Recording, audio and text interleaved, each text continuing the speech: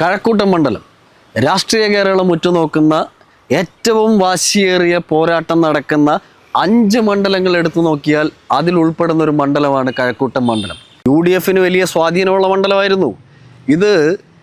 MA വാഹിദിൻ്റെ മണ്ഡലം എന്നാണ് അറിയപ്പെട്ടിരുന്നത്. ഇന്ന് അവിടെ ശരത്ചന്ദ്ര പ്രസാദാണ് മത്സരിക്കുന്നത് എങ്കിലും സീനിയോറിറ്റിയുടെ കാര്യത്തിൽ അദ്ദേഹം ഇവർക്കൊപ്പം നിൽക്കുമെങ്കിലും പ്രതിച്ഛായയുടെ കാര്യത്തിൽ എനിക്ക് തോന്നുന്നു ശരത്ചന്ദ്ര പ്രസാദ്, അതായത് തലയെടുപ്പിൻ്റെ കാര്യത്തിൽ ശരത്ചന്ദ്ര പ്രസാദ് ഇവരുടെ ഒപ്പത്തിനൊപ്പം നിൽക്കില്ല എന്നുള്ളതാണ്. അപ്പോൾ അവിടെ ഏറ്റവും നിർണായകമായൊരു കാര്യമെന്ന് പറയുന്നത് ശരത്ചന്ദ്ര പ്രസാദ് എത്ര വോട്ട് പിടിക്കുന്നു എന്നുള്ളതാണ്.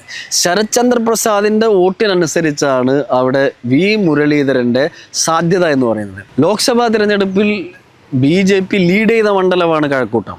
മാത്രമല്ല ഈ കഴിഞ്ഞ തദ്ദേശ തിരഞ്ഞെടുപ്പിൽ BJPക്ക് അവിടെ 28 കോർപ്പറേഷൻ വാർഡുകളിൽ 14 വാർഡുകൾ BJPക്ക് ഉണ്ട്. BJP വലിയ മുന്നേറ്റം നടത്തി അവിടെ.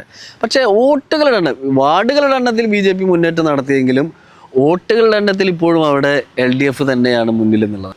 കടകംപള്ളിയും അവിടെ ഉണ്ട്, മുരളീധരനുണ്ട്. ഈ രണ്ടുപേരും കഴിഞ്ഞ കുറേ നാളുകളായി കഴക്കൂട്ടത്ത് ക്യാമ്പ് ചെയ്ത് പ്രചരണം നടത്തുകയാണ്. അപ്പോൾ മുരളീധരനും കടകംപള്ളി സുരേന്ദ്രനും ഈ കഴക്കൂട്ടം നിവാസികൾക്ക് അത്ര അപരിചിതരല്ല. അവരവിടെ മണ്ഡലത്തിൽ വളരെ സജീവമാണ്. എന്നാൽ മുരളീധരന് നേമത്തെ ഒരു പ്രിവിലേജ്, നേമം മണ്ഡലത്തിൽ മത്സരിക്കുന്ന രാജീവ് ചന്ദ്രശേഖരന് കിട്ടുന്ന ജാതി സമവാക്യങ്ങളുടെ ഒരു ആനുകൂല്യം ഒരുപക്ഷെ കഴക്കൂട്ടത്ത് കിട്ടാനിടയില്ല എന്നല്ല. കഴക്കൂട്ടത്ത് ന്യൂനപക്ഷ സമുദായങ്ങൾക്ക് വലിയ സ്വാധീനമില്ലെങ്കിലും പക്ഷേ നിർണായകമായ സ്വാധീനം ഉണ്ട് എന്നുള്ളതാണ്. കഴക്കൂട്ടം ഏരിയയിലൊക്കെ അവർക്ക് വലിയ സ്വാധീനമുണ്ട് എന്നുള്ളതാണ്. അതേസമയം തന്നെ കടകംപള്ളി പ്രതിരോധത്തിലാണ്. ശബരിമല സ്വർണ്ണക്കൊള്ളയിൽ CPMൻ്റെ നേതാക്കൾ ജയിലിൽ പോയിട്ടുണ്ട്. അതിന് വ്യക്തമായ മറുപടി പറയാൻ കഴിയാത്തൊരു സാഹചര്യം കഴക്കൂട്ടത്തുണ്ട്. അവിടുത്തെ പ്രാദേശിക CPM പ്രവർത്തകർ പോലും പ്രതീക്ഷിച്ചിരുന്നില്ല എന്നുള്ളതാണ്. അവർ പുതിയൊരു സ്ഥാനാർത്ഥി അവിടെ ഈ ഒരു ശബരിമല സ്വർണ്ണക്കൊള്ള പോലെയുള്ള കേസുകളൊക്കെ, ശബരിമല സ്വർണ്ണക്കൊള്ളയിൽ പ്രതിച്ഛായ നഷ്ടപ്പെട്ട് നിൽക്കുകയാണ് കടകംപള്ളി സുരേന്ദ്രൻ. ആ സമയത്ത് മറ്റൊരു സ്ഥാനാർത്ഥിയാണ് അവിടെ ഫോട്ടോ ഫിനിഷിങ്ങിലേക്ക് നീങ്ങുകയാണെങ്കിൽ അവിടെ മുരളീധരൻ വളരെ നേരിയ ഭൂരിപക്ഷത്തിന് ജയിച്ചു കയറും.